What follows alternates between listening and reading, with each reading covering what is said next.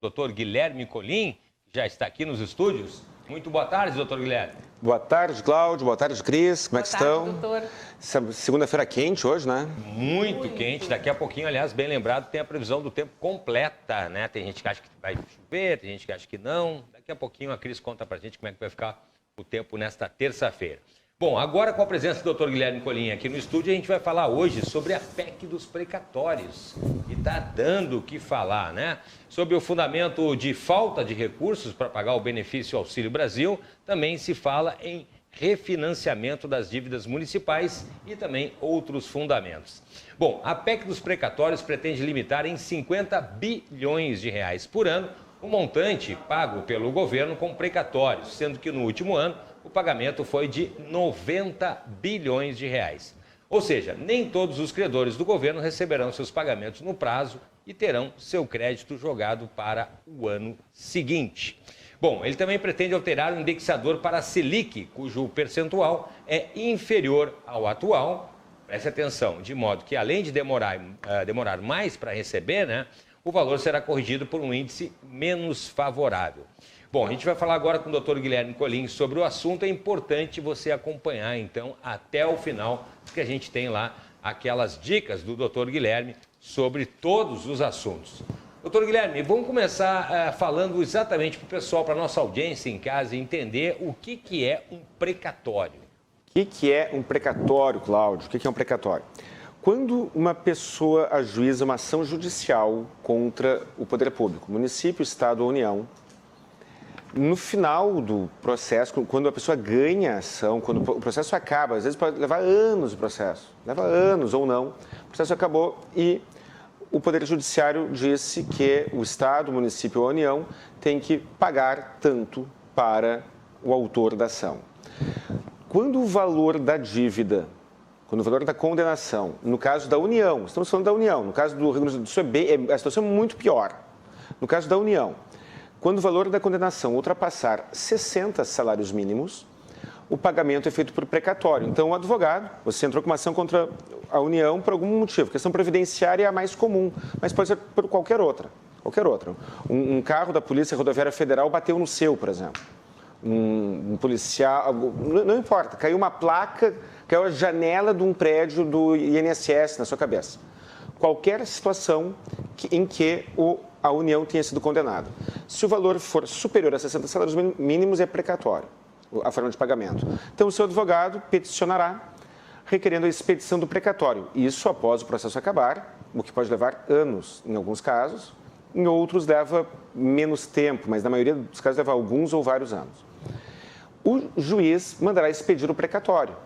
E pela regra atual, os precatórios expedidos até a metade, até o dia 31 de junho de um ano, deverão ser pagos até o último dia do ano seguinte. Então, aquela pessoa que teve um precatório expedido até o dia 31 de junho de 2021, deverá receber até o último dia de 2022. E assim vai. E até o momento a União estava pagando os precatórios em dia. Os precatórios em dia. Como o poder público se comporta mal, ele violando sistematicamente o direito das pessoas, e eu falo muito na área previdenciária, mas isso se aplica em outras questões também. Mas na área previdenciária, muitas vezes o INSS nega direitos que sabe que se a pessoa entrar em juízo, ela terá. Existem muitas condenações, mas essas condenações não é um dinheiro que o governo gasta. Se eu tivesse cabelo, eu iria arrancar os meus cabelos cada vez que eu ligo a TV e alguém fala que o governo gasta com precatório. Não, o governo paga com precatório. Quando eu, na minha casa, eu faço alguma coisa e contraio uma obrigação, foi ali que eu gastei. Eu não gasto quando eu pago, eu gasto quando eu contraio a obrigação de pagar. Então, o governo não gasta pagando precatório, o governo gasta violando o direito das pessoas.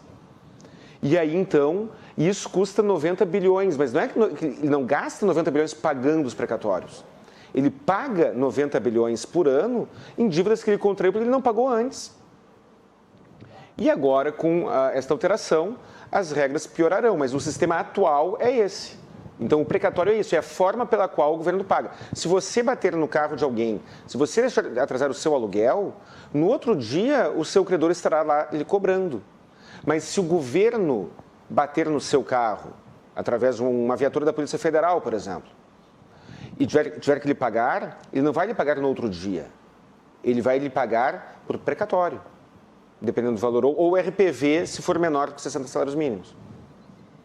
O governo, ele condicionou, né, o custeio do Auxílio Brasil ao não pagamento dos precatórios, Isso. afirmando que se pagar o precatório não tem dinheiro para o Auxílio Brasil. Como é que o senhor vê isso? Eu vejo isso como uma chantagem emocional. Primeiro, eu vejo isso como uma grande mentira, porque a intenção não é pagar o Auxílio Brasil.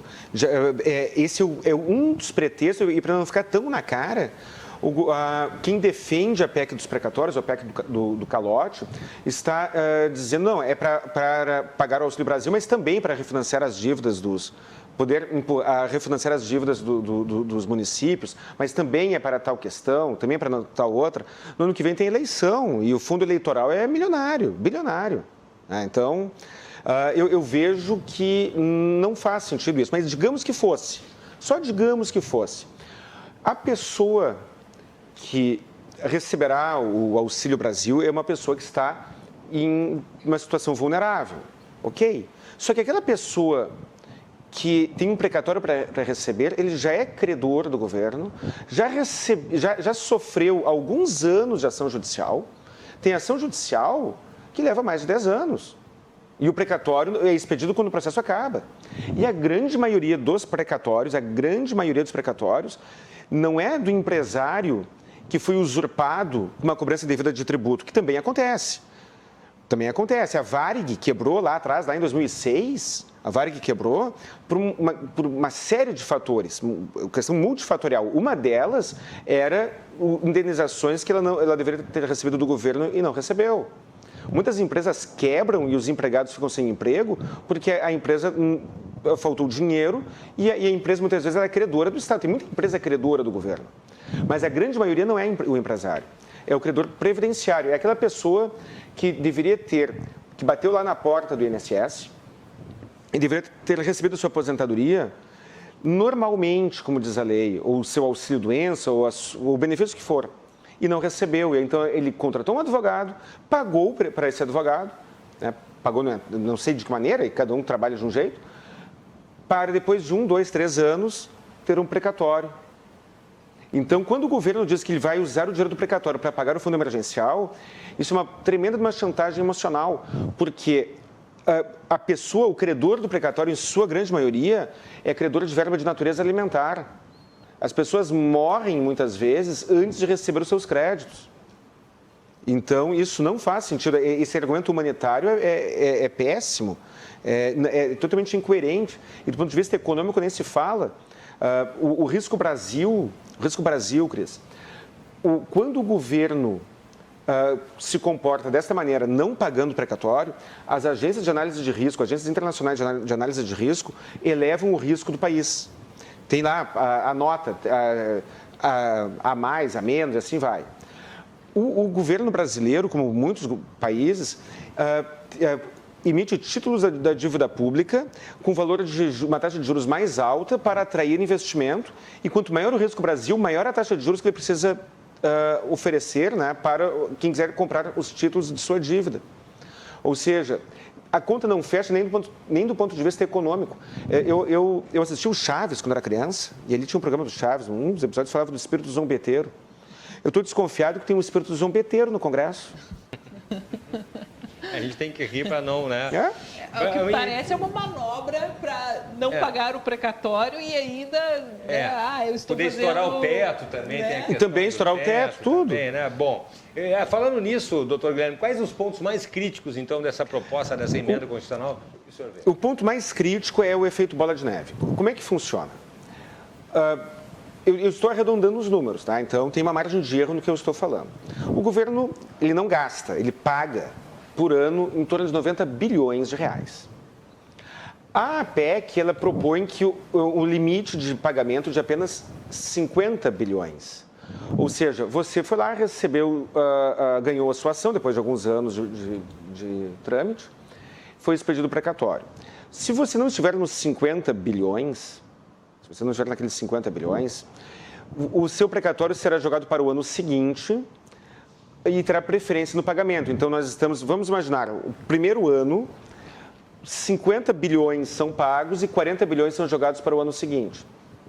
No ano seguinte, provavelmente, como o governo continuará se comportando mal e violando o direito das pessoas, como tem feito desde sempre, no ano seguinte ele terá mais 90 bilhões de precatórios novos para pagar, além dos 40 que sobraram do ano anterior.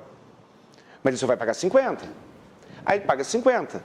Só que 40 do ano anterior mais 90, nós temos 130.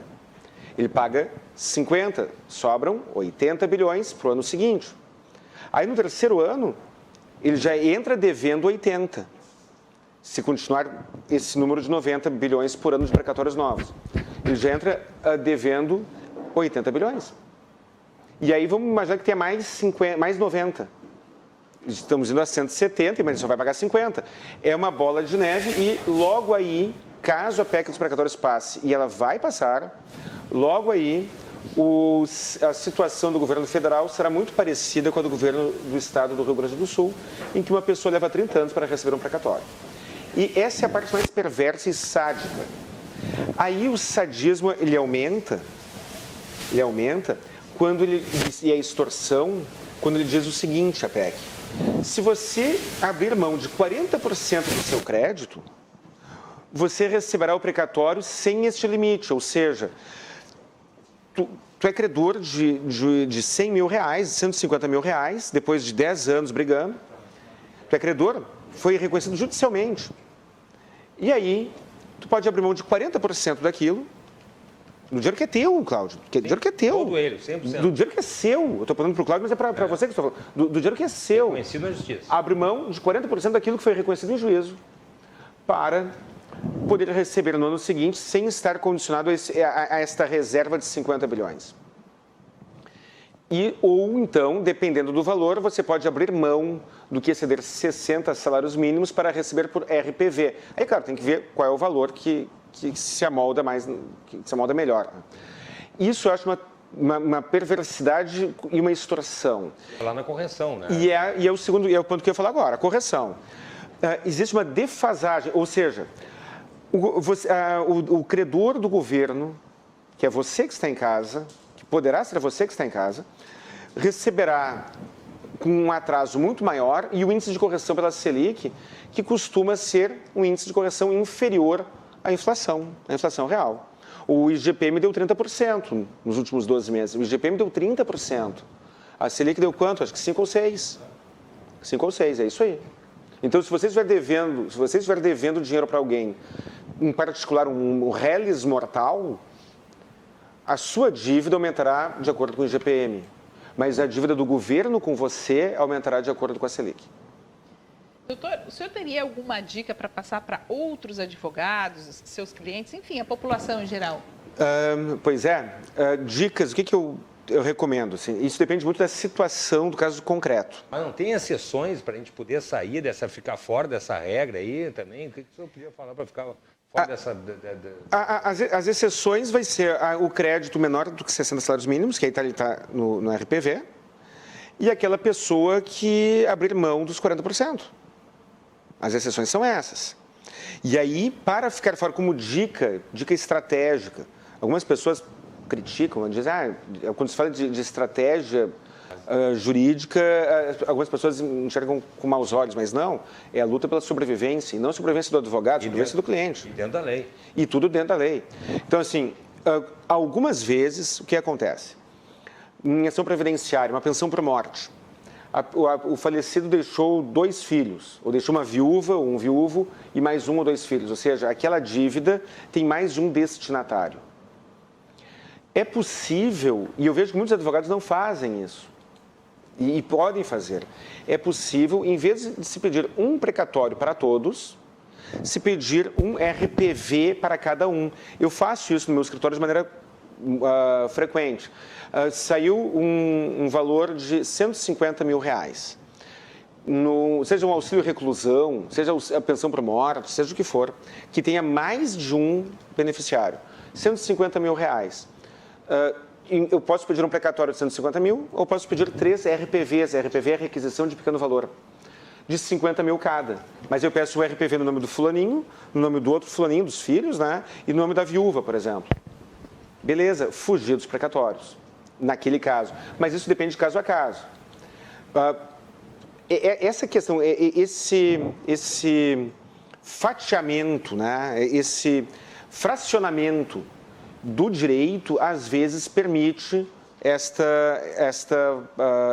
esse benefício estratégico. Outra questão, contrato de honorários advocatícios.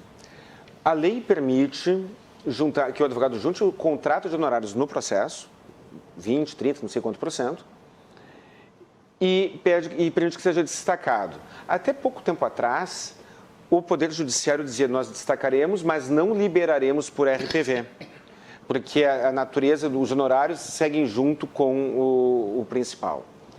Já existem decisões, teve uma decisão recente, e que não tem efeito vinculante, mas que tem inspirado alguns juízes, que autoriza a expedição por RPV. Então, vamos imaginar, você é advogado, você ganhou uma indenização para o seu cliente de R$70 mil. R$70 mil é mais do que 60 salários mínimos.